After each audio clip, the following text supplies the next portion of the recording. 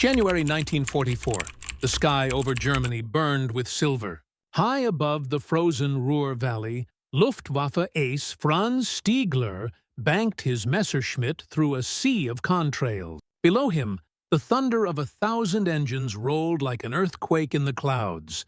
The formations stretched from horizon to horizon. Endless rows of B-17 Flying Fortress and B-24 Liberator glinting in the pale winter sun. He'd never seen anything like it. By the time his radio crackled with orders to intercept, he already knew this wasn't just a bombing raid. This was a flood. Later, in disbelief, Stiegler would mutter to a fellow pilot, "How can a nation build bombers faster than we can shoot them down?" And somewhere, across the Atlantic, the answer roared from an assembly line in Detroit. When the Second World War erupted in 1939, America stood watching from across the ocean. Industrial giant, but still a sleeping one. Europe was in flames, yet on American soil, factories still built cars, not bombers. The U.S. Army Air Corps was smaller than that of Romania. Few believed this distant war would ever demand America's total strength. But by 1940, as Hitler's armies tore across France and Britain faced nightly firestorms, a quiet realization grew in Washington and Detroit alike. If democracy was to survive, the arsenal of democracy would have to awaken. President Franklin D. Roosevelt's words in December 1940 ignited that transformation. His call for America to become the great arsenal of democracy wasn't rhetoric, it was a blueprint. He summoned the might of industry, engineers, and ordinary citizens to create something no nation had ever attempted. Total industrial warfare. Auto plants in Michigan, shipyards in California, and steel mills in Pittsburgh became the foundation of a rearmed nation. The War Department, the War Production Board, and private giants like Ford, Boeing, and Consolidated Aircraft worked side by side. Toolmakers, machinists, secretaries, and farm girls left peacetime behind. Every rivet, every gear, every shift of the clock counted toward one impossible goal: outbuilding the Axis. By the time America entered the war after Pearl Harbor, its industrial machine was no longer just awakening, it was roaring. Across the continent, entire cities turned into production lines. Aircraft plants operated around the clock under floodlights, the air filled with the smell of oil and aluminum dust. Germany's aces and generals didn't yet understand what they were up against. They thought in squadrons and sorties. America was thinking in factories and freight trains. By 1942, the United States had redefined what war production meant. Entire industries were no longer measured in output per month, but per hour. The Ford Motor Company's Willow Run plant in Ypsilanti, Michigan, became the symbol of that revolution. Designed by Charles Sorensen and built under the vision of Henry Ford, it was an aircraft factory on a scale the world had never seen. A mile-long assembly line stretching across rolling farmland. Inside, nearly 100,000 workers labored in precise choreography. Riveters clanged, engines hummed, and women in overalls guided massive aluminum wings into place. It was the birth of a new kind of warfare, one fought not in trenches, but on conveyor belts. The centerpiece of this industrial symphony was the consolidated B-24 Liberator, the most produced bomber in history. Willow Run turned out its first B-24 in 1942, but production soon reached astonishing levels. By 1944, one rolled off the line every 63 minutes. To German intelligence officers, the numbers seemed absurd. No economy could possibly sustain such output.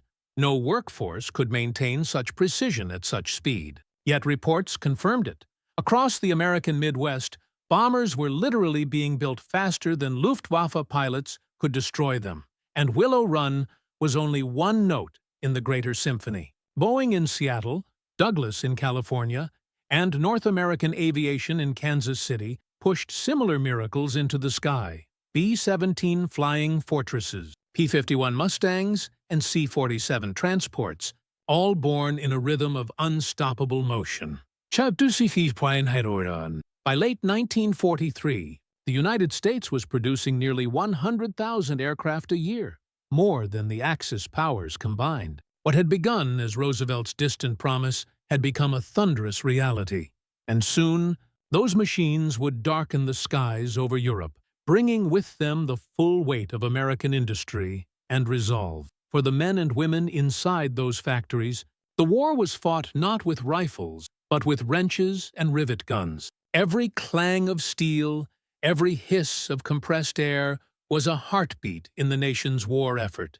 They called it the home front, but for many, it felt like the front line. At Willow Run, the air smelled of oil and hot metal.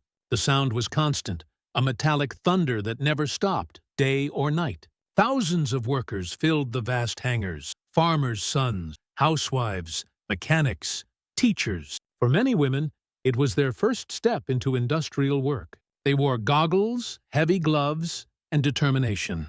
Rosie the Riveter wasn't just a symbol, she was real, and she had a shift to finish before sunrise. Morale was a weapon, too. Posters reminded them that every bolt tightened, every wing assembled, meant one more bomber crossing the Atlantic. There was pride in that rhythm.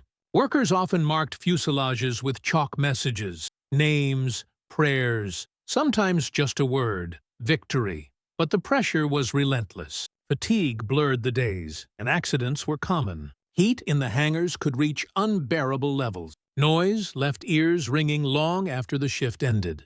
Still, no one stopped. They knew that every hour mattered, that somewhere their bomber would carry a crew of 10 young men through flak and fire. In homes across America, factory schedules replaced family time. Mothers missed birthdays. Fathers slept in rail cars between shifts. It wasn't glamorous. It was grind, sacrifice, and exhaustion.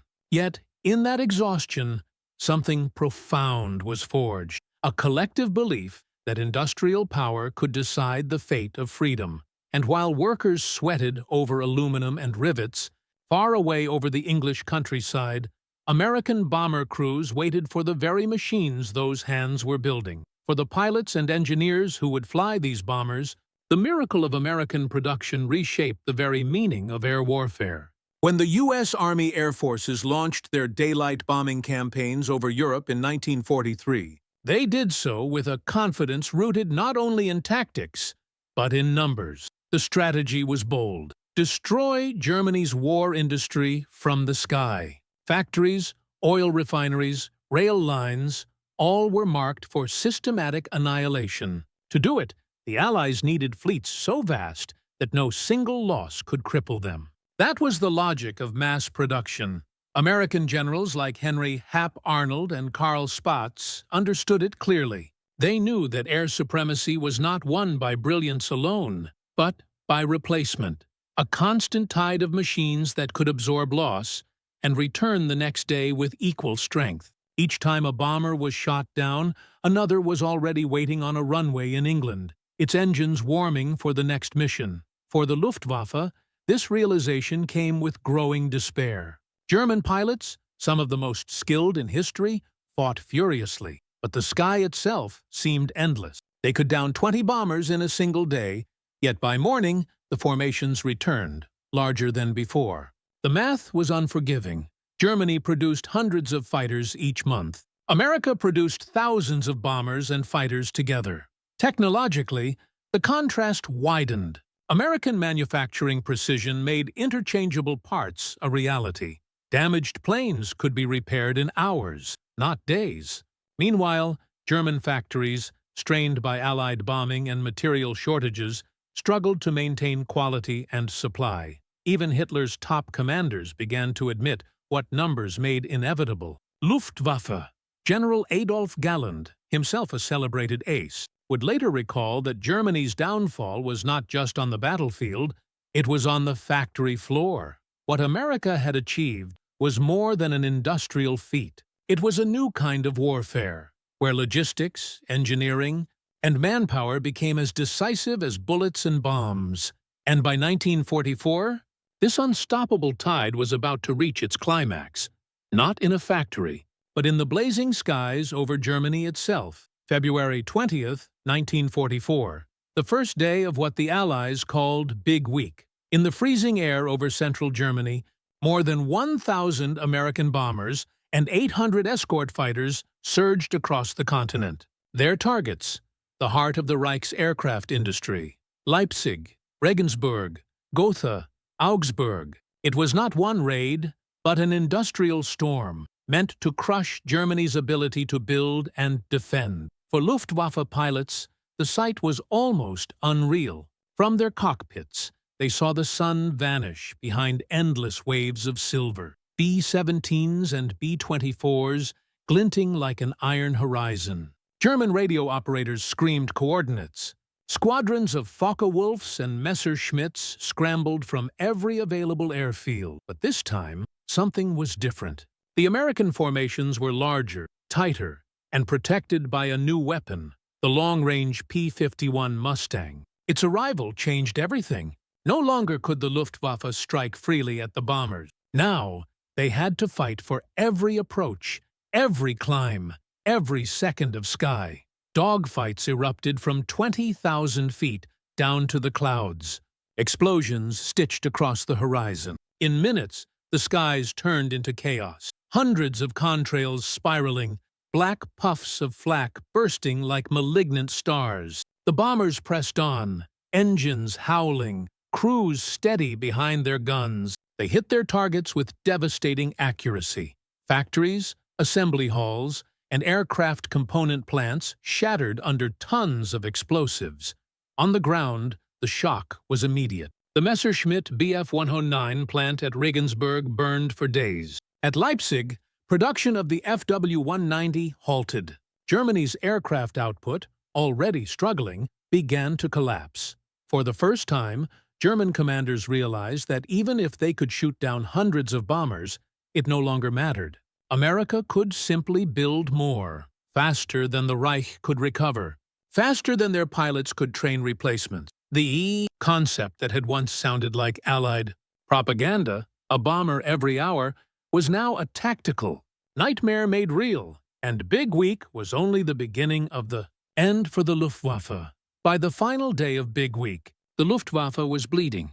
In just 6 days, American bombers had flown nearly 3,800 sorties and dropped more than 10,000 tons of bombs on aircraft factories, engine plants, and repair depots across Germany. The sky above the Reich, once ruled by German aces, had become a graveyard of twisted aluminum and burning fuel. Adolf Galland and Hermann Göring watched their fighter strength disintegrate in real time. Germany had lost nearly 1/3 of its frontline fighters. Worse still, the men behind those controls, the veteran pilots, were irreplaceable. Each loss was a decade of skill gone forever.